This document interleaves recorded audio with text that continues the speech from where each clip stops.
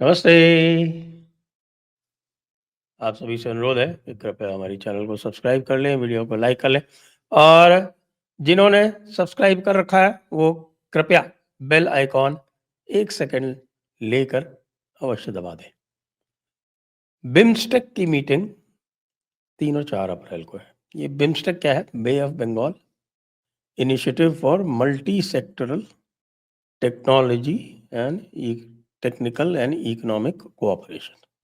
BIMSTEC का headquarter Dhaka में है और 4 तारीख को भारत जो है इस बे ऑफ बंगाल इनिशिएटिव के माध्यम से बे ऑफ बंगाल का यानी बंगाल की खाड़ी का राजा घोषित होने जा रहा है। Yes, the king of bay of Bengal Bharat. किसी को कोई डाउट रही होगी तो वो पूरी हो गई। और क्यों हो गई? उसके 2 कारण। एक तो बांग्लादेश ने बिम्स्टेक का हेडक्वार्टर ढाका में है और जब बिम्स्टेक बना था तो इसका हेडक्वार्टर ढाका में जानबूझ के रखा गया था और बाद में जब सार्क में पाकिस्तान ने टांग अड़ानी शुरू की तो सार्क को दरकिनार करके भारत ने बिम्स्टेक को एक्टिवेट कर दिया।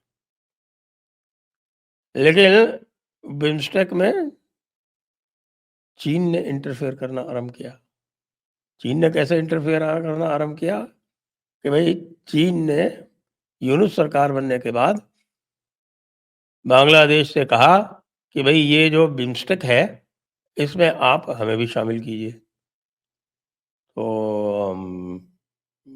बांग्लादेश ने कहा हाँ हाँ साहब, हाँ हुजूर, क्यों नहीं, सरकार, जो हुक्म, बिल्कुल। हाँ, हेडक्वार्टर तो हमारा ही है और हम बिम्स्टेक के फाउंडेशन मेंबर हैं। लेकिन यूनुस मियाँ की बात करने की हिम्मत नहीं हो पाई क्योंकि बिम्स्टेक में भी यही है कि भाई जो भी कोई नया देश शामिल होगा वो सारे जितने भी मेंबर हैं उनकी सहमति से ही शामिल हो सकता है। और हैं कौन से मेंबर? भारत, नेपाल, भूटान, बांग्लादेश, म्यांमार और थाईलैंड। अब बे ऑफ बंगाल में आने वाला केवल एक ही देश ऐसा बचता है जो इसका सदस्य नहीं है और वो है मलेशिया। और मलेशिया भी इसका एक ऑब्जर्वर है और भविष्य में ये भी संभव है कि मलेशिया और सिंगापुर ये दोनों भी ज्वाइन कर लें और इंडोनेशिया भी ज्वाइन कर सकता है।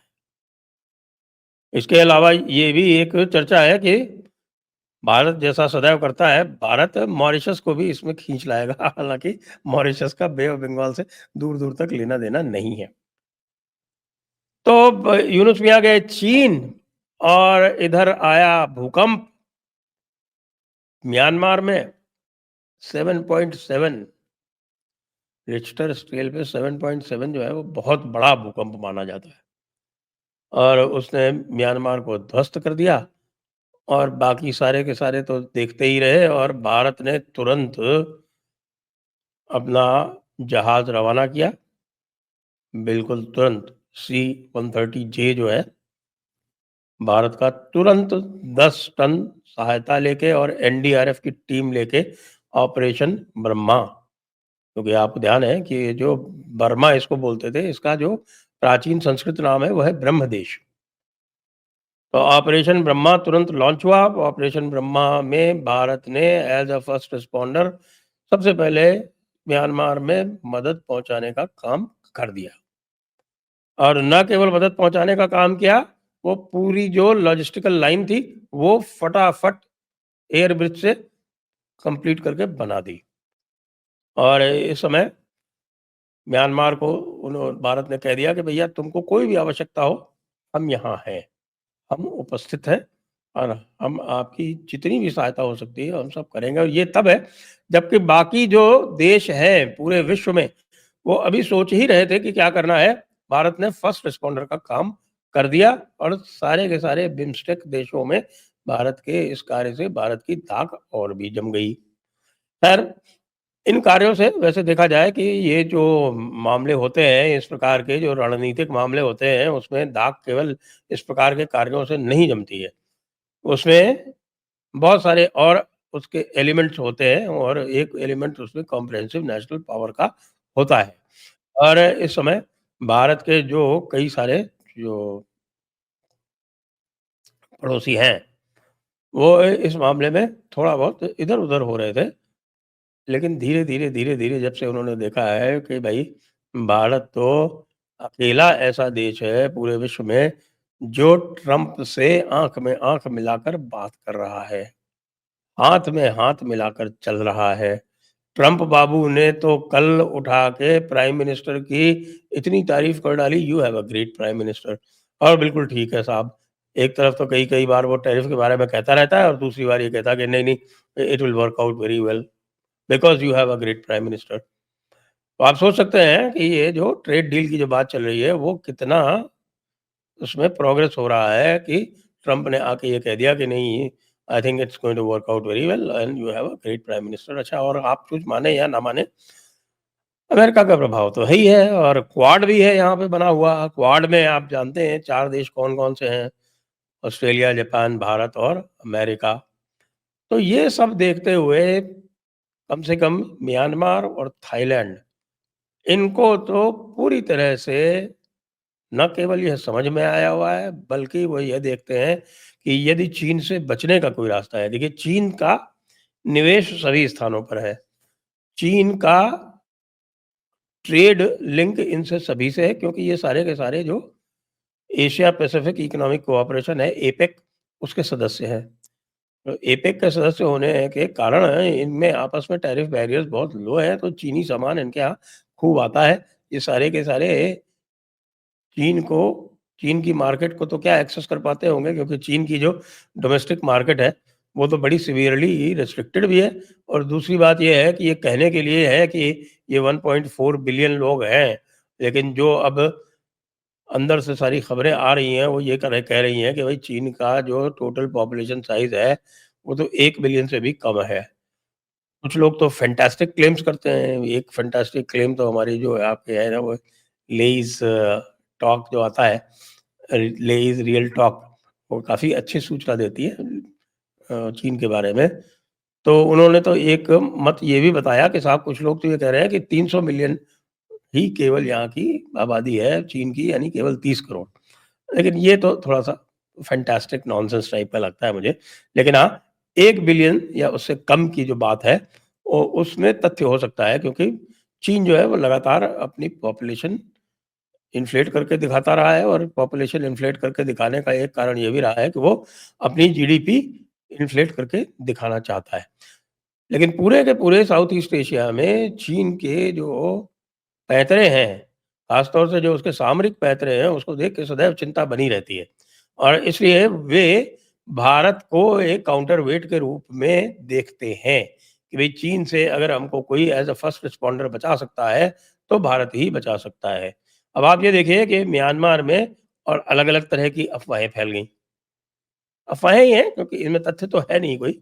और अफ़वाहें ये देख लीजिए, लेकिन अफ़वाहें जो हैं कई बार जो रियलिटी होती है, जो सत्यता होती है, उससे भी अधिक गंभीर होती हैं। तो च म्यांमार में अफ़वाह फैल गई कि साहब कि ये जो है, ये जो भूकंप आया है, ये चीन की वजह से आया है।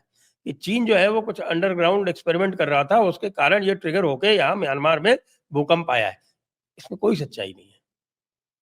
लेकिन अब आप इस आपदा के अवसर पर जब सारे कम्युनिकेशन टूटे हुए हैं, लोग भयंकर विपदा में घिरे हुए हैं, अभी ये भी नहीं पता है कि कितने मरे हैं।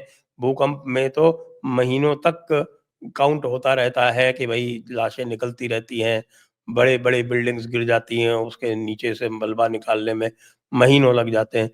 तो कई बार जो आप मैं बताऊँ आपको, जो सबसे बड़े भूकंप आए हैं दुनिया में, सबसे बड़े भूकंप जो आए हैं वो चीन में आए हैं और उनमें 5-5 लाख तक लोग मरे हैं। तो 5-5 लाख लोग जो मरे हैं, एक सबसे बड़ा 1876 का बताया जाता है भूकंप चीन का, जिसमें 5 लाख के आस-पास लोग मरे थे और यांगत्से डेल्टा में आया था वो। सॉरी, डेल्टा में नहीं, मतलब ये यांगत्से के आस-पास वो आया था, जो चीन का सबसे सघन आबादी वाला इलाका है। तो ये 5 लाख की गिनती तो कई सालों बाद जाकर पता चली कि साहब 5 लाख लोग यहाँ मरे। तो इसलिए अभी हमें पता भी नहीं कि कितने लोग मरे हैं। तो उस भयंकर आपदा में इस तरह की जो अफ़वाह जो चल रही है, उससे पूरे म्यांमार में और थाईलैंड में भी उसमें एक रोष का, चीन के प्रति रोष का एक माहौल बन गया है। अब बैंकॉक जो है वो इसके प्रभाव क्षेत्र में भी नहीं था।